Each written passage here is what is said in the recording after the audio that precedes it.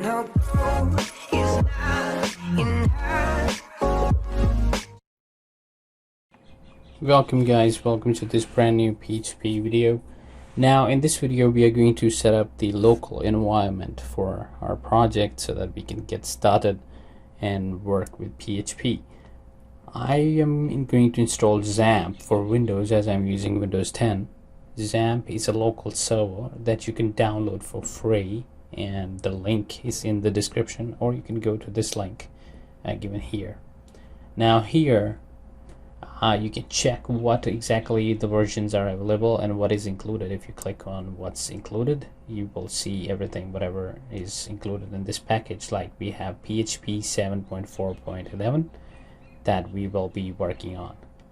So I'm going to download this particular version here, 7.4.11. so if you have that one available there, or is the latest one, you can download that too. So this is the setup. I'm going to show you how to install. So next as well. Now it is going to create a folder inside your C directory with the name of XAMPP. So we're going to click next here. Language going to be English, and next. So it will install.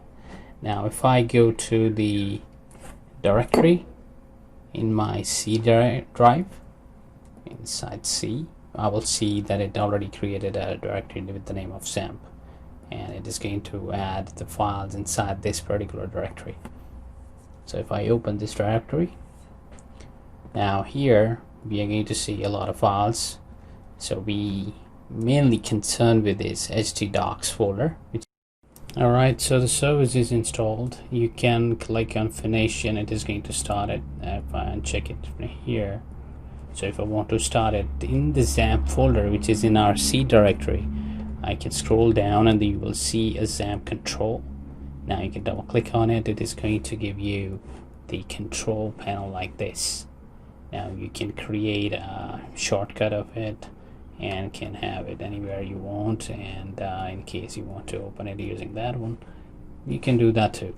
So here what we are going to do, we need to make sure that our directory where exactly, if you change your directory instead of the XAMPP, by default it is going to be C XAMPP, which is it showing here.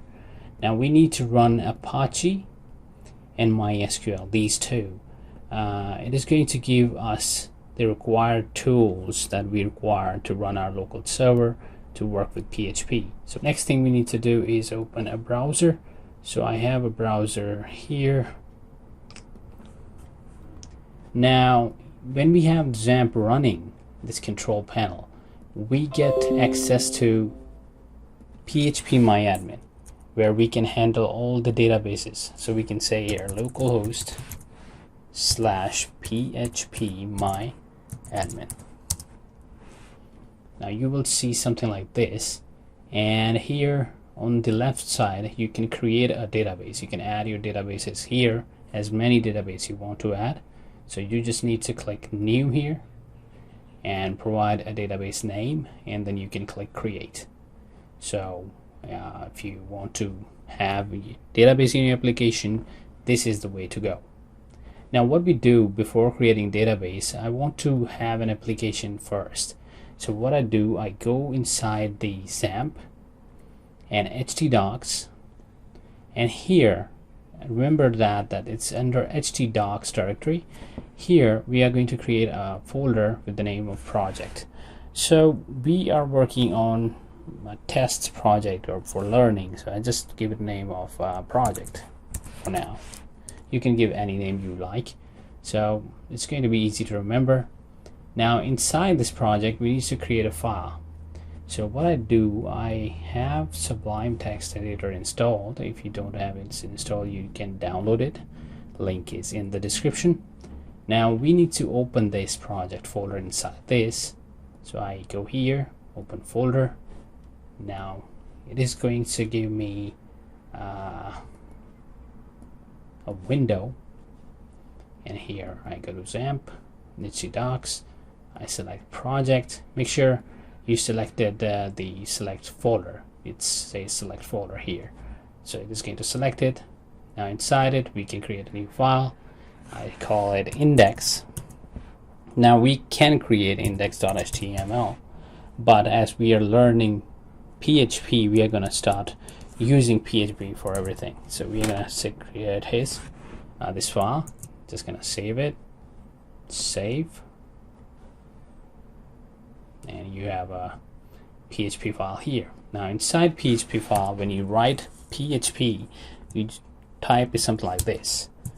This is the syntax to open and then close PHP anywhere whenever you want inside your HTML. So if I want to print something here, I will use echo and I will say hello world. Now I save this. Now here we need to navigate to localhost/project, and you will notice we have our hello world here, right here. So this is coming all from your PHP code that we just wrote here. If you write here anything else,